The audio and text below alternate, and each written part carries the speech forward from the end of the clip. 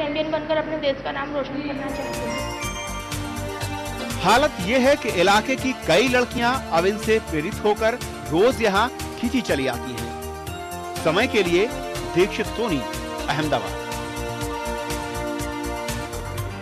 That's great. I think women should defend themselves, and self-defense is something which is very important these days for women especially, you know. So I'm really happy and I'm really glad to know. सुंदर सा चांद और टिमटिमाते हुए तारे किसे अच्छे नहीं लगते। ये चांद सितारे अगर हमें मौका दें कि हम उनके साथ टहल सकें तो और मजा आ जाए। विश्वास नहीं हो रहा, लेकिन आप अब हमारे साथ चलिए पुणे और वहाँ चल के देखिए कि कैसे चांद सितारे मिलजुल कर एक छोटी सी जगह पर जमा हो गए हैं। आप देखिए एकदम करीब से और मुस्कुराइए।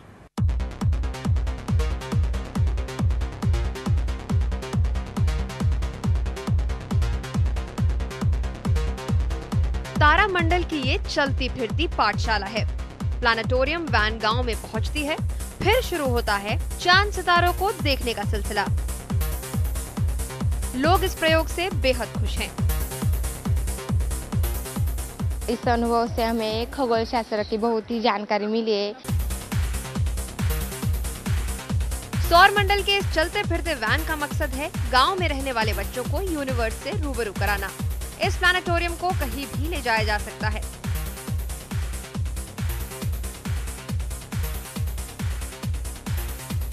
इसे हवा से फुलाया जाता है और फिर तैयार हो जाता है तारामंडल। हमने ये सोचा कि अगर ये बच्चे कुछ सीख जाए तो उनमें वो साइंटिफिक एटीट्यूड डेवलप हो जाएगा और वो भी वैज्ञानिक बन सकेंगे।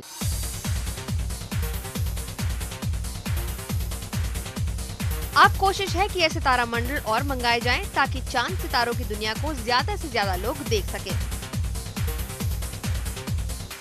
इस छोटे से गांव के छात्रों ने प्लानिटोरियम देखने का ख्वाब शायद ही देखा होगा, लेकिन इस मोबाइल प्लानिटोरियम के जरिए उन्हें दिन में तारे देखने का सौभाग्य मिला है। अब ये वैन इसी तरह हर गांव में जाकर बच्चों में वैज्ञानिक दृष्टिकोण पैदा करेगी। इस समय महालुंगे गांव से कैमरामैन अभिजीत जानवे के साथ प्रतिभा चंदन। और अब बात प्राणिक हीलिंग की। इसकी शुरुआत हुई फिलीपींस से। इसके तहत हाथों की ऊर्जा से बीमारी का इलाज किया जाता है। ये माना जाता है कि इससे दर्द से छुटकारा मिलता है और जिंदगी में आता है सुकून।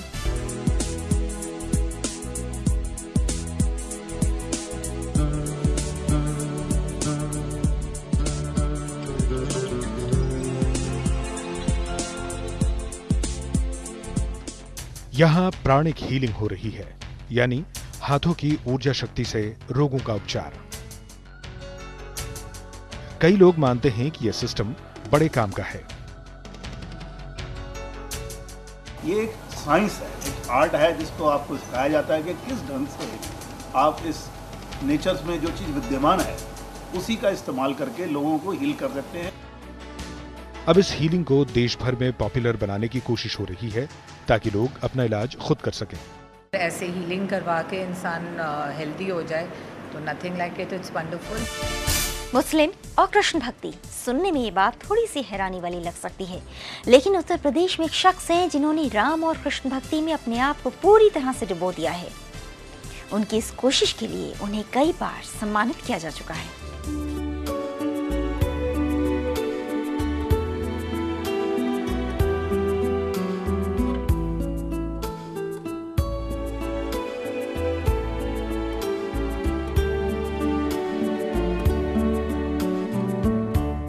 सत्तर साल की उम्र में लरसते होंठ और कृष्ण की लीला का बखान।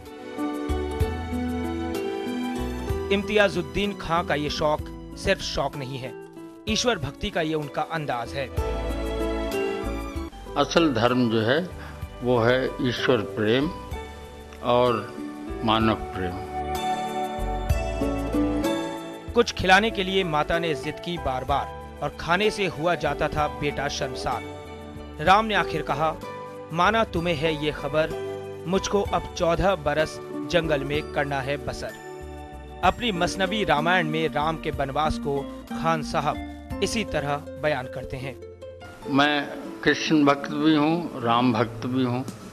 इम्तियाजुद्दीन खां ने भर्तृहरि के नीति, श्रृंगार और वैराग्य शतक के 300 श्लोकों का भी उर्दू में तर्जुमा किया है। समय के लिए प्रतापगढ़ से अमितेंद्र श्रीवास्तव।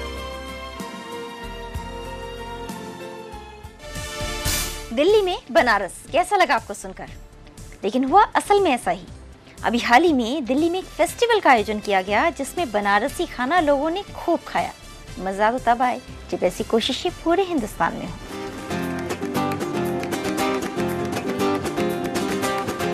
दिल्ली में बनारस का स्वाद, लस्सी, काशी की चाट में चिड़वा मटर, दही पालक की चाट, बनारसी आलू दम और निमोना, सब कुछ बनारसी रंग में रंगा हुआ। बहुत अच्छा, बहुत पसंद है लोगों को। इस फूड फेस्टिवल में 25 तरह के बनारसी पकवान बनाए गए हैं। खास ध्यान रखा है कि बनारस की जो टिपिकल स्पेशल डिशेस हैं जो इन दोनों सावन के दिनों में चलती हैं वो मेन्यू में डालें। चाहे हो बात गदौलिया की ठंडाई की, या हो बनारसी आलूदम, या हो निमोना, सब कुछ मिलेगा इस फूड फेस्टिवल में। और ख़ास बात ये कि यहाँ पे ख़ास बनारस नगरी से महाराज आए हैं इन स्वादिष्ट पकवानों को बनाने के लिए।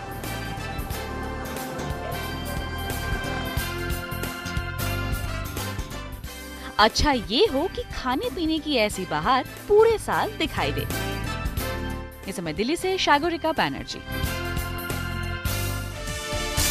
गाड़ी आती है तो टेंशन लाती है, लेकिन अगर इन गाड़ियों के साथ गुड न्यूज़ भी आ जाए तो और मजा आ जाए। यूके में एक मेले का आयोजन किया गया और इस मेले में ये बताया गया कि इको फ्रेंडली गाड़ी आने से क्या फायदे हो सकते हैं। इस मेले ने इस सपने को हकीकत में बदलने का फॉर्मूला बताया। गाड़ियां ही गाड़ियां, ये सभी इको फ्रेंडली है। ये पेट्रोल से नहीं, बिजली और दूसरे ईंधन से चलती है।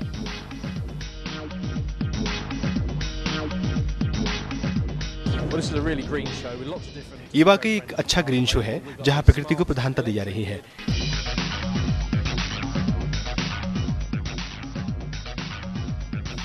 इस गाड़ी में एक छोटा सा डीजल डिस्प्लेसमेंट इंजन है। ये गाड़ी एक आम गाड़ी की तरह चलती है और खूब पॉपुलर हो रही है। कई देश अब ऐसे मॉडल कॉपी करने में जुटे हुए हैं। समय के लिए ब्यूरो रिपोर्ट। रूस में इन दिनों कॉफी कल्चर छाया हुआ है। सुबह वैसे भी कॉफी मिल जाए तो बात ही क्या। लेकिन रूस में कॉफी लोगों का स्वाद तो बढ़ा रही है, लेकिन साथ ही मिला रही है पैसों की खनक भी।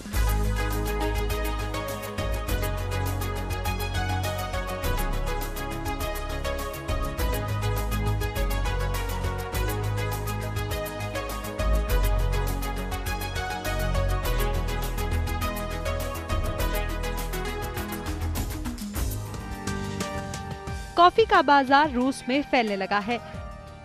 इस कॉफी कल्चर से लोगों का स्वाद भी बढ़ रहा है और यहाँ का बिजनेस भी।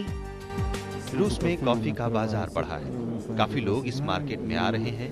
कई विदेशी कंपनियां भी इस बाजार में उतरी हैं। आलम यह है कि देखते ही देखते रूस की राजधानी मॉस्को में 200 कॉफी हाउस खुल गए हैं और कई नए खुलने वाले हैं। लोग भी खुश हैं कि अब ये एक स्टाइल स्टेटमेंट बन रही है और पैसों की खनक की वजह भी। गुड न्यूज़ को ढूंढना बहुत मुश्किल काम नहीं है, लेकिन इरादे नेक होने चाहिए। इसलिए अब हमेशा की तरह आप फिर से हमारे साथ बैठ जाइए उड़न खटोले पर। हमने तमाम खिड़कियां खोल दी हैं जहां से गुड न्यूज़ छांग छांग कर आपके पास आना चाहती है। लंदन में इन दिनों जोधा अकबर और देवदास में पहने गए गहनों की बड़ी मांग है। इन फिल्मों के गहनों से मिलते जुलते गहने लोग खूब डिमांड कर रहे हैं। बुकर अवार्ड की दौड़ में इस बार 3 भारतीय शामिल है। द सैटनिक वर्सेस के लेखक सलमान रश्दी, अरविंद एडिगा, अमिताभ घोष इस सूची में शामिल है। बुकर ब्रिटेन का सबसे बड़ा साहित्यिक पुरस्कार है। इसका ऐलान 14 अक्टूबर को होगा। बीजिंग ओलंपिक में आने वाले खिलाड़ियों और सैलानियों के एयरपोर्ट पर स्वागत का खास इंतजाम है। स्वागत के लिए यहाँ एक रोबोट को तैनात किया गया है जो अनोखे अंदाज में हाथ हिलाकर लोगों को वेलकम करता है। अमेरिका में इन दिनों एयर शो की धूम है। दुनिया के मॉडर्न विमानों को यहाँ रखा गया है। शो का खास आकर्षण है जेट पैक फ्लाइट। ये एक जैकेट नुमा फ्लाइंग मशीन है जिसे पहनकर उड़ा जा सकता है।